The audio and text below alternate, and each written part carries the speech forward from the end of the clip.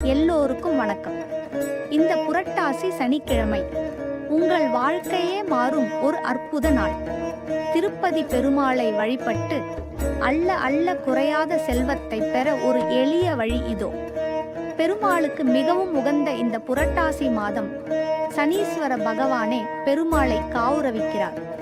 அதனால் சனிக்கிழமையில் வழிபடுவது சனி தோஷத்தின் தாக்கத்தை குறைக்கும். மேலும் பெருமாளின் அருள் நேரடியாக கிடைக்கும். பச்சரிசி மாவுடன் வெல்லம் மற்றும் ஏலக்காய் சேர்த்து பிசைந்து கொள்ளுங்கள். அதை ஒரு கிண்ணம் போல உருவாக்கி சுத்தமான நெய்யை நிரப்பவும். திரி போட்டு மாவிளக்கை ஏற்றி பெருமாளின் திருவுருவத்தின் முன் வையுங்கள். இதை நீங்கள் காலையிலோ அல்லது மாலையிலோ செய்யலாம்.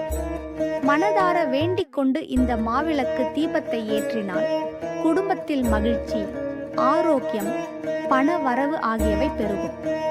மேலும் தீபம் அணைந்த பின் இந்த பிரசாதத்தை குடும்பத்துடன் சாப்பிடுவது கூடுதல் சிறப்பு. இந்த எளிய வழிபாட்டை தவறாமல் கடைபிடித்து பெருமாளின் அருளை பெறுங்கள்.